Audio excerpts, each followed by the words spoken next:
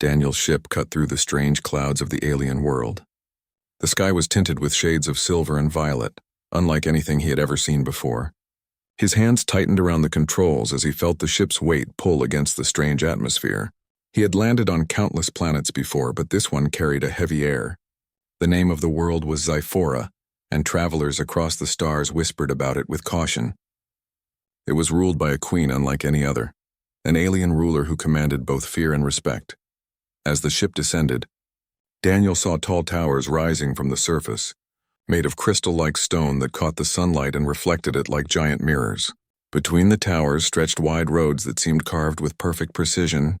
Everything was clean, symmetrical, and cold, as if the entire city had been built not for comfort but to show power. When the ship finally touched down on the landing platform, soldiers were already waiting. They were tall, armored, and moved with sharp discipline. Their armor gleamed with a faint green light, and their faces were hidden behind helmets. Daniel stepped out slowly, aware that every eye was on him. He wore only his simple explorer's jacket and boots, carrying nothing more than a small pack. Compared to them, he looked fragile, but he held his head high. "Human," one of the soldiers said, his voice metallic through the helmet. "The Queen summons you." Daniel nodded. He had expected this. Rumors had said that no visitor could come to Zyphora without being brought before the Queen herself. Some said she wished to test all who entered her world. Others whispered that she enjoyed watching outsiders squirm. Whatever the truth was, Daniel knew he had no choice but to follow. The soldiers led him through the shining city. Aliens of different ranks lined the streets, their eyes following him with a mix of curiosity and disdain. Some whispered to each other in their own tongue. Daniel could not understand their words, but their mocking smiles said enough. To them, he was a human, small, weak, and out of place. He ignored their stares and looked around. The city had beauty, but it felt empty of warmth. The towers rose high, but there were no gardens, no laughter, no signs of play or music. Everything seemed built for order and control. He wondered what kind of ruler demanded such a world. Finally, the soldiers brought him to a wide hall. 2 giant doors opened with a deep echo, and Daniel stepped inside. The throne room stretched far ahead, with pillars that seemed to reach the sky itself. The floor was polished so perfectly that it reflected his own steps. And at the end of the hall sat the Queen. She was unlike any being he had ever seen. Her figure was tall and regal, her skin faintly glowing with a silver hue. A crown of living crystals curved around her head, and her eyes were deep violet, sharp enough to make even the boldest warrior hesitate. The air itself seemed to grow still as she watched him. She was beautiful in an otherworldly way, but her presence carried something heavy, authority that could silence an entire room. Daniel walked forward until he stood before her throne. He bowed slightly, unsure of the custom but willing to show respect. The Queen did not speak at once. She studied him, her gaze piercing, as if weighing his very soul. "So," her voice rang through the hall, smooth yet commanding, "this is the human who dares walk into my city." Her words carried both curiosity and dismissal, as if she already believed him unworthy. The nobles gathered around her throne laughed softly, their voices like sharp whispers. Daniel felt the weight of their mockery but kept his face calm. "I come in peace," Daniel said steadily. "I am only a traveler seeking to learn." The Queen tilted her head slightly as if amused. "Learn, and what could a human learn here? Your kind is known for wandering too far, for reaching where they do not belong." The nobles chuckled again. Some of them whispered about how fragile humans were, how easily they broke in battle, how foolish it was for one to stand in their grand hall. Daniel felt heat rise in his chest, but he controlled it. He had heard these kinds of insults before on other worlds. Humans were often underestimated, too soft, too emotional, too reckless. But Daniel knew that sometimes it was not strength of muscle or weapon that mattered. Sometimes it was something else entirely. The Queen leaned forward on her throne, her violet eyes narrowing. "You bring no treasure, no tribute, no rare gift for your queen. Why should I allow you to remain on Zyphora?" Her voice echoed like thunder. Daniel's hand tightened around the strap of his small pack. He had no jewels, no weapons, nothing that these people would value. But he had carried with him something personal, something he never left behind, a small locket. Inside was a photo of his family taken long ago on Earth. It was not meant as a gift. It was a reminder of home, of the people he had loved and lost. But standing in front of the queen, surrounded by mocking nobles, he felt a strange pull. Perhaps this little piece of humanity could mean something here, even if they did not understand it. He reached into his pack and pulled out the locket. The hall went silent as he held it in his hand. The nobles leaned closer, their eyes narrowing with confusion. "What is this?" the queen asked, her voice sharp. Daniel stepped closer and held the locket out carefully. "It is not treasure. It is something more, a gift from my world." The nobles laughed loudly now. "A trinket," one shouted. "The human offers a toy," another sneered. "Is this all humans carry? Cheap metal scraps?" But the queen raised her hand and the room fell silent. She took the locket from Daniel, her long fingers brushing against the smooth surface. Slowly she opened it.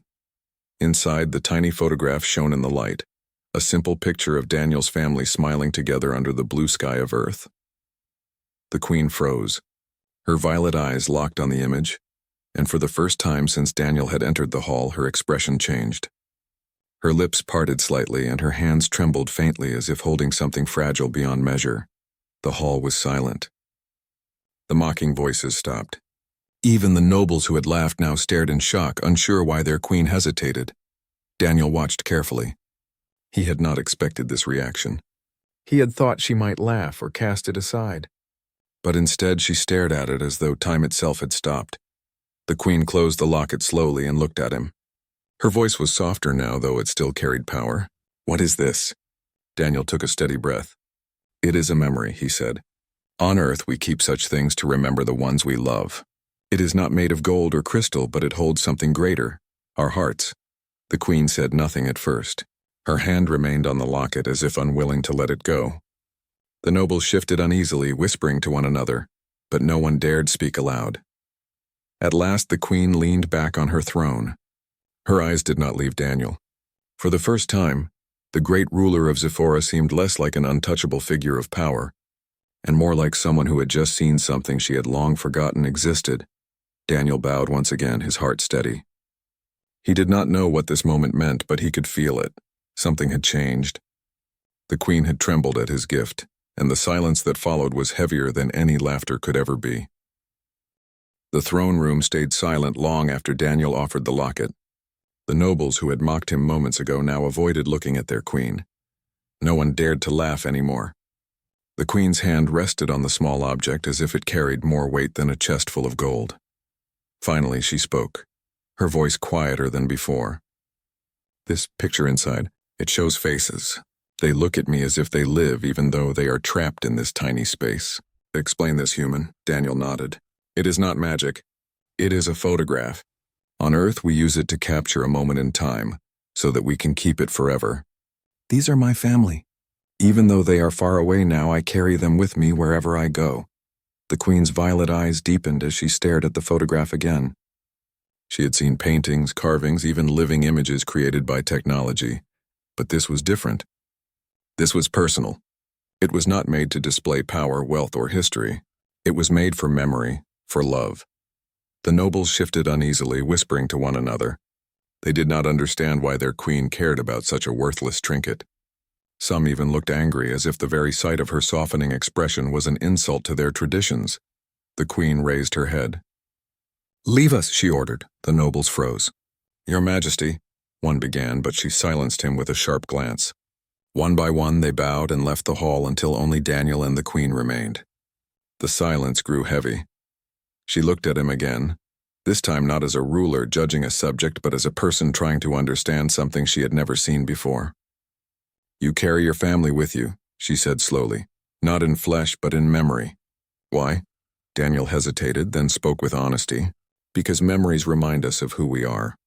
Life is not only about strength or power, it is about the people we love, the moments that shape us. Without them, we forget ourselves." The queen studied him with eyes that seemed to pierce into his soul. For a long moment, she said nothing. Then, to his surprise, she asked softly, "Tell me more about this way of your people." Daniel's chest tightened. He had expected mockery, maybe anger. But curiosity? That was new. He nodded. "On Earth, we have many traditions. We celebrate birthdays to remember the day someone came into the world. We keep photographs to hold memories close. We give gifts not for value, but for meaning. A flower, a ring, even a small note. It can carry more than gold because it carries the heart of the one who gave it. The queen's lips parted slightly, as if his words struck something deep within her. For the first time, she looked less like a powerful figure and more like someone searching for something she had never known. "You speak of warmth," she murmured. "Of love, my people. We do not keep such things. We record victories, history, conquests, but never feelings." Daniel could almost hear the loneliness in her voice hidden beneath her pride. He took a step closer, careful not to seem bold. "Maybe that is why this locket feels strange to you. It is not made of wealth, but it carries love inside it. That is what makes it powerful." The queen lowered her gaze, staring at the small photograph again. Her hand trembled faintly, though she quickly steadied it. "Strange human," she said, her tone almost softer than before. "You speak as if such small things could move the heart of rulers." Daniel gave a slight smile. "Sometimes small things move us more than armies do." For the first time, the queen did not dismiss his words.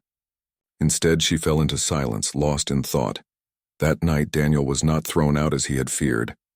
Instead, he was given a chamber within the palace.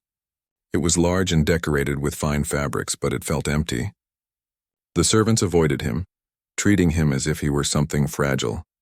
He did not mind. He sat by the window staring at the crystal towers glowing in the moonlight and wondered what the queen was thinking. The next morning, he received an unexpected summons. The queen wished to see him, alone. He followed the guards into a smaller chamber this time, a private garden hidden within the palace walls. Unlike the rest of the city, this place was filled with life. Silver flowers bloomed under glowing lamps, and streams of clear water flowed between smooth stones. The queen stood near the water, the locket still in her hand. "You came," she said without turning. "You asked," Daniel replied. For a moment, she was silent, then she asked, "What is it like to remember, to look at this object and feel those you love beside you?" Daniel walked closer. "It is like holding onto a piece of time. The world changes, people grow older, some are lost. But when I look at this picture, I feel them with me. It gives me strength." The queen's violet eyes flickered with something unspoken. "Strength," she repeated. Then she turned to him, her voice almost a whisper. "I have ruled for many years. My people fear me. They obey me, but none have ever given me such a thing. Not a treasure that holds a heart." Daniel saw her mask crack just a little. He realized then that beneath her crown and power, she was not untouched. She was lonely, surrounded by nobles, feared by soldiers, yet untouched by warmth. He spoke gently. "On my world, rulers are remembered not only for power, but for kindness. A small gift, a kind word, a memory. Sometimes these last longer than empires." The queen held his gaze. For a long moment, neither spoke. The air between them carried something unexplainable, as if both had stepped into a moment that should not exist. Then she turned away quickly, as if catching herself. "You speak boldly, human. Do you not fear me?" Daniel shook his head. "I respect you, but fear alone builds walls, and walls keep the heart empty." Her eyes widened just slightly, but she did not answer. Instead, she dismissed him with a wave of her hand. Yet as Daniel walked away, he felt her gaze follow him, heavy and lingering. In the days that followed, something changed. The queen called for him often. Sometimes she asked about Earth's traditions. Sometimes she simply listened as he spoke of laughter, of friendship, of love. Her questions were always sharp, but her eyes carried something softer each time. The nobles grew restless. They whispered in corners, casting sharp glances at the human who seemed to steal their queen's attention. But Daniel ignored them. He could see the change in her, small but real. One evening, as the sun sank behind the crystal towers, the queen asked him a question that froze him in place. "Tell me, Daniel, do you believe such a gift could change a life?" Daniel looked at her, at the locket still hanging from her hand, and answered softly, "Yes, because sometimes one small gift is enough to remind someone that they are not alone." The queen's lips trembled slightly. She said nothing, but in her silence, Daniel saw more than words. She was trembling again, as if time itself had paused once more. And deep inside, Daniel realized this was only the beginning. The days turned into weeks, and Daniel's place in the palace changed in ways he never expected. At first, the nobles had treated him like an unwanted guest, a fragile creature unworthy of their queen's attention. But slowly the whispers grew louder, their eyes sharper, because the queen was calling for him more often. He was no longer just a visitor. He was someone the queen sought out. Sometimes she asked for him during the quiet hours of the evening, when the crystal towers outside glowed with the fading light of the twin suns. Other times she summoned him at dawn when the city was just beginning to stir. Daniel never refused. He would walk into her private chambers or her hidden garden, and there she would be, with the locket in her hand always near, as if it had become a part of her. Their talks were strange at first, but grew easier with time. She asked about Earth, about the small things no one else ever asked him about. Why do humans share food together? She once asked. Daniel smiled. Because food is not only about hunger. Eating together makes people feel close. It makes them feel like family. Another time she asked, what is laughter? Why does it seem so important in your stories? Daniel chuckled softly. Because laughter heals. When life is heavy, laughter makes the heart light again. Without it, we forget joy. The queen listened, always with her sharp violet eyes, but her questions revealed something more. She wanted to know, not because she was curious about humans, but because she longed for what she never had. One night, as they stood in the palace garden, the queen spoke quietly, her voice almost lost in the flowing water. My people were taught that feelings are weakness. We were told that rulers cannot afford warmth because warmth clouds judgment. Yet when I hold this locket, I feel something that no victory has ever given me. Daniel watched her carefully. Her silver glow reflected in the water, making her look less like a ruler and more like a woman carrying a heavy weight. It isn't weakness, he said gently. It's what makes life worth living. Power might command respect, but love gives meaning. The queen looked at him then, and for the first time she didn't try to hide her emotions. Her lips trembled, her eyes softened, and her shoulders, usually held high with authority, dropped just a little, as if she was letting herself breathe. You speak as though you know my heart better than I do, she whispered. Daniel shook his head. I don't know your heart, but I know loneliness, and I think you carry more of it than anyone else I've met. She froze, her violet eyes wide, but she didn't deny it. Instead, she turned away, silent for a long time. From that night onward, their bond grew deeper. The queen began sharing her own stories, though carefully at first. She spoke of her childhood in the palace, of how she had been trained from birth to command. She told him how she had been crowned young, forced to prove her strength by crushing rebellions and silencing rivals. I was never allowed to be a child, she admitted one evening, her voice heavy. I was only allowed to be a queen. Daniel listened quietly. He realized then why she had trembled at the locket. To her, the image of family, of love freely given, was something she had never experienced. She had lived surrounded by duty and fear, but never warmth. The nobles grew restless. Their whispers became louder, their glares sharper. Daniel noticed how they looked at him in the great hall, their eyes filled with suspicion and contempt. Some even muttered openly that the queen was being distracted, that the human was casting a shadow over her judgment. But the queen did not care. She continued to call for Daniel, and in her presence Daniel began to see her not only as a queen, but as a person. One afternoon, as they sat in the garden surrounded by silver blossoms, the queen asked him a question that caught him off guard. Tell me, Daniel, she said softly, do you think it is possible for someone like me to be loved? Daniel's breath caught. He had seen her as a powerful ruler, untouchable and strong.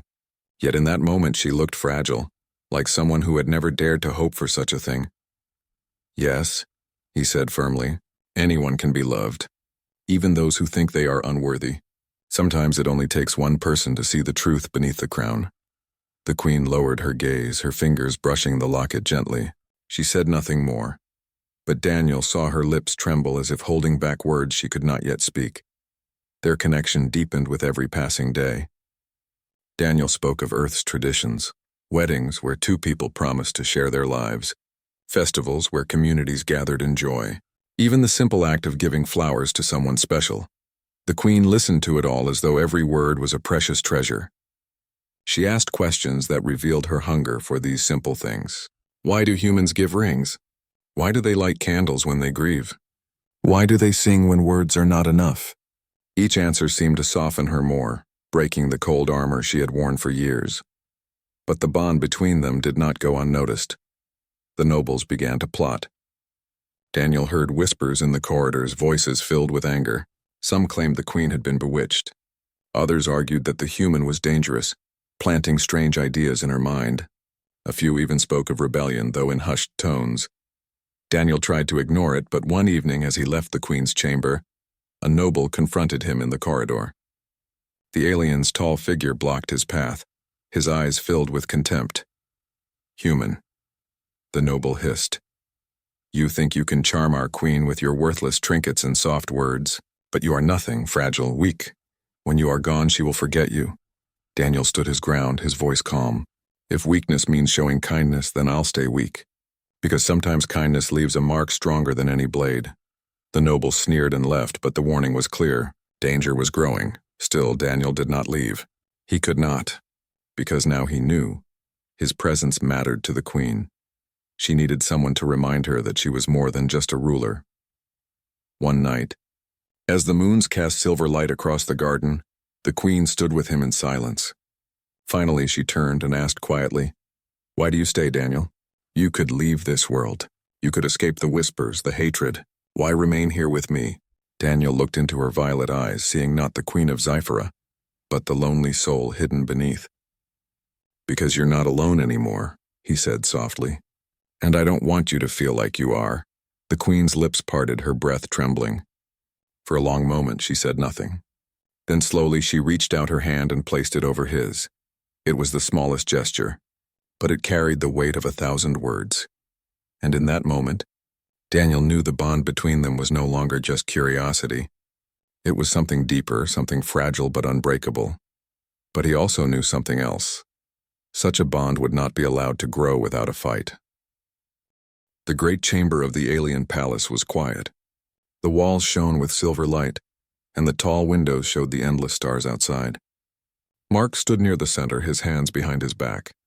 He had spent several days in this place, and every hour made him feel like the world was changing around him. The queen entered the chamber with her usual grace. Her long robe flowed behind her, and her crown glowed faintly as if it carried its own light. She stopped in front of him, her eyes calm but curious. "You gave me something I had never seen before," she said softly, referring to the gift he had brought her earlier. "It was simple, yet it touched me in ways I cannot explain." Mark nodded. He had not expected the gift, a small wooden carving made by his grandfather, to mean so much to her. For him it was just a reminder of Earth, of family, of love passed from one hand to another. But for her it was something new, something that shook her heart. "It is just a memory," Mark replied. "But maybe that is what makes it special. Memories remind us who we are." The queen looked away for a moment, almost as if she was afraid of showing her emotions. "In my world," she whispered, "leaders are taught not to show feelings. We are told to be strong, to never tremble. But when you gave me that gift, I felt as if time stopped. No war, no duty, no burden. Only silence and warmth." Mark listened carefully. He could hear the hidden pain in her voice. She had carried the weight of her people for so long that she had forgotten how it felt to be human, or at least to be alive beyond duty. "I don't want to bring you trouble," Mark said, "but I think sometimes strength is not in hiding feelings. Sometimes it's in sharing them." Her eyes returned to him, brighter now. She studied him as if he carried a secret she had been searching for her entire life. The following days grew even more unusual. Wherever Mark walked, guards and servants whispered behind him. Some of them looked at him with suspicion, others with silent curiosity. It was not common for a human to stay so close to their queen, but she did not push him away. Instead, she often called him to her private garden, a place filled with strange glowing plants and soft streams of water. One evening, they walked together among the glowing flowers. The stars above were larger here than anywhere Mark had seen before. "Do humans often give such gifts to their leaders?" the queen asked suddenly. Mark smiled faintly. "Not really. A gift like that is personal. You usually give it to someone who matters to you. To family, to a close friend, or..." He stopped, not sure how to finish. "Or to someone you wish to remember you," she finished for him. He looked at her. Yes, for a moment silence surrounded them. The only sound was the quiet water flowing through the garden. Then she spoke again, her voice gentler. "My people believe that humans are strange. They say you are fragile but stubborn. They say you fight even when there is no hope. But you gave me something different. Not a weapon, not a strategy. You gave me humanity. Mark lowered his head slightly. He didn't know what to say. He had only wanted to show her kindness, but somehow it had reached deeper than he expected. That night, something changed. A messenger arrived in the palace carrying urgent news. An enemy fleet was approaching the outer borders of her kingdom. The council demanded the queen prepare for battle. The queen gathered her advisors. The hall was filled with voices arguing about war, defense, and strategy. But Mark noticed something strange. Though they were powerful and wise, none of them dared to look at the queen as a person. They looked at her only as a leader, a symbol, a tool for survival. When the meeting ended, the queen sat in silence, her shoulders heavy. Mark stayed behind, waiting. "You saw it," she said without looking at him. "Yes," he replied. "They do not care if I am tired. They do not care if I feel fear. To them I am only a crown, not a heart, not a soul." Mark stepped closer, careful with his words. "But you are more than a crown. You are someone who trembled when she held a gift, someone who still feels, and that is why you are stronger than they understand." The queen looked at him for a long moment. Her eyes were wet, though no tears fell. Finally she whispered, "Why do your words affect me so much?" "Because," Mark said quietly, "I am not speaking to the queen.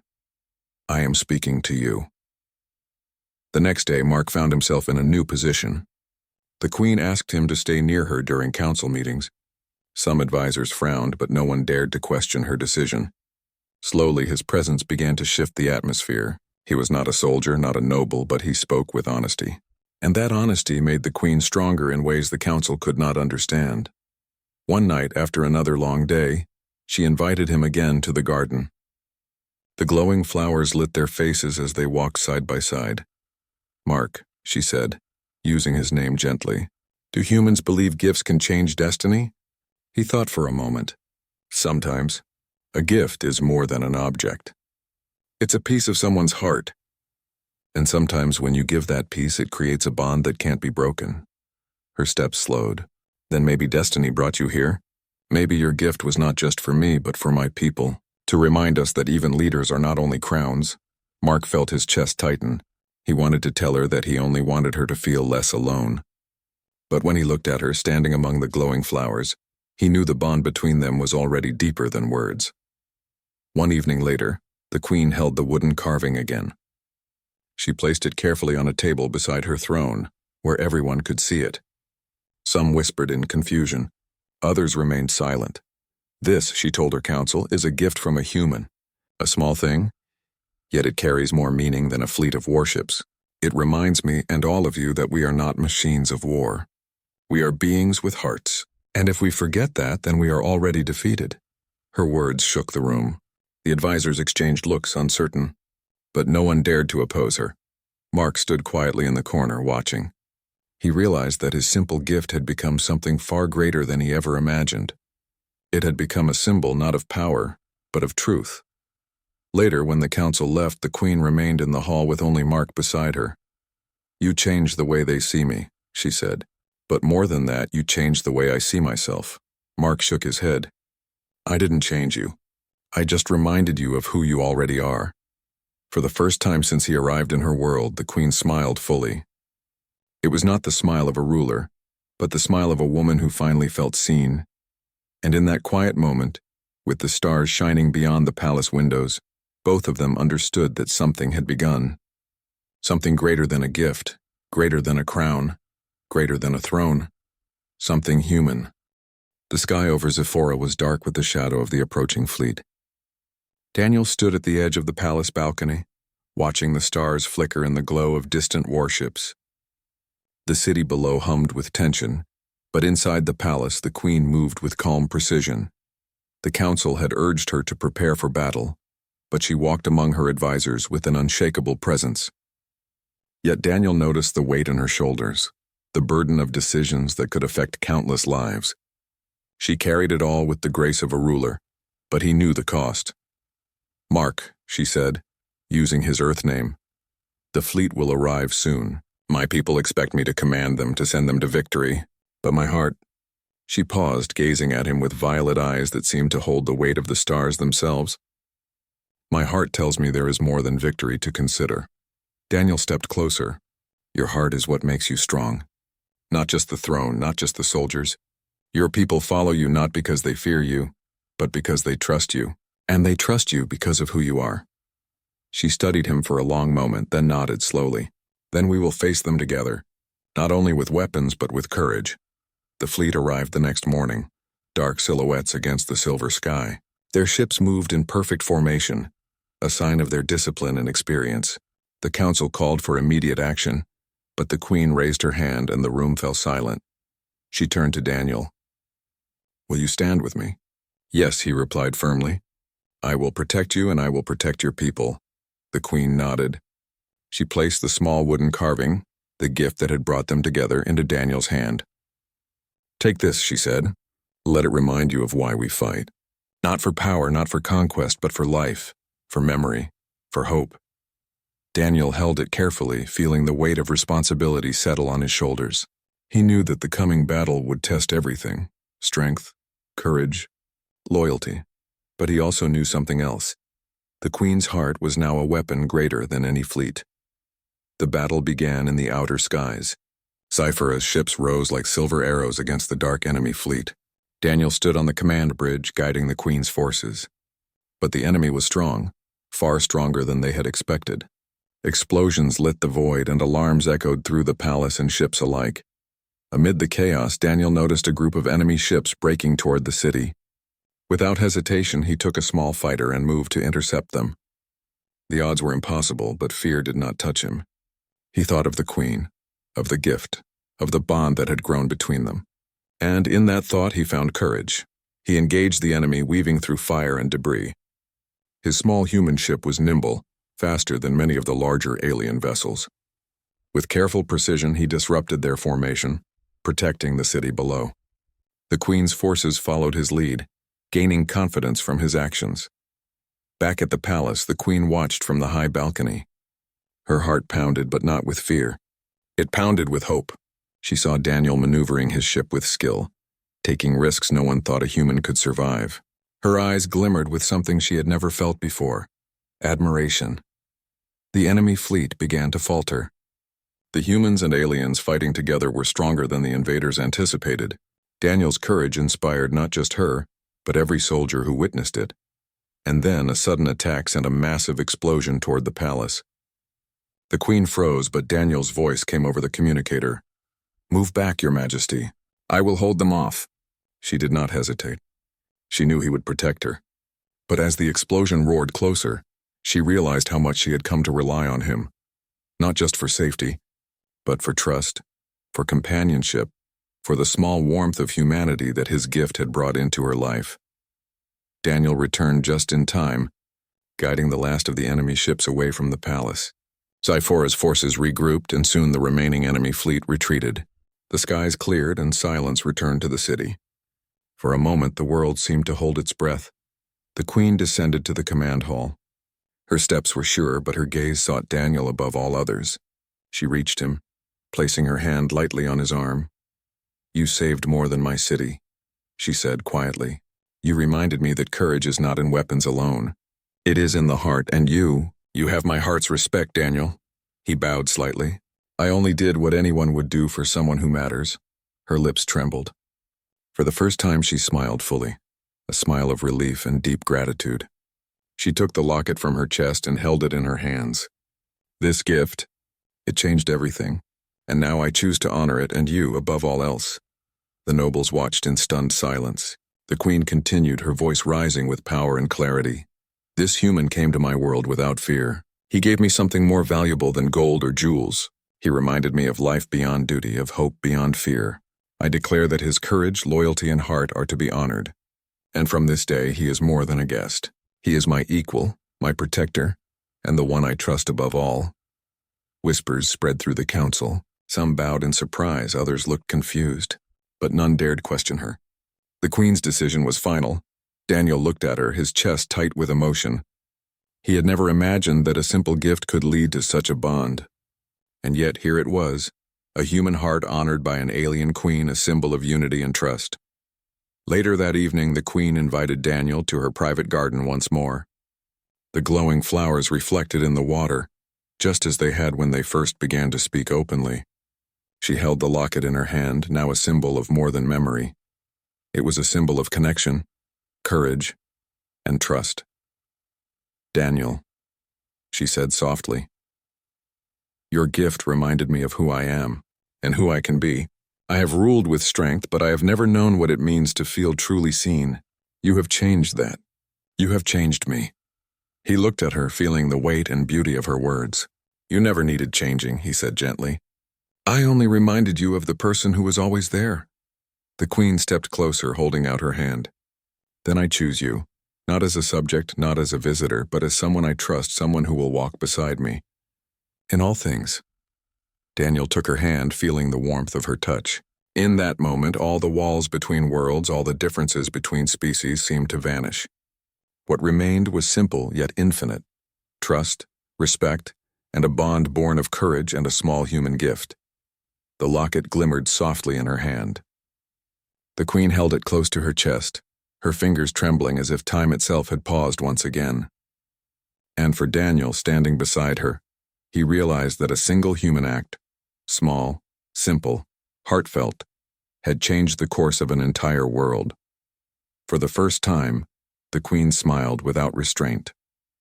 And in that smile, Daniel saw not just a ruler, but a woman who had learned what it meant to be truly seen, truly valued, and truly understood.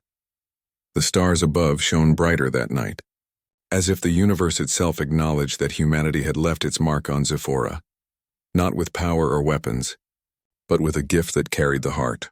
And in that moment, both human and Queen understood something greater than either had known before: that courage, kindness, and a single act of humanity could conquer fear, inspire loyalty, and unite worlds. The city below, the stars above, and the hearts between them, all had changed forever.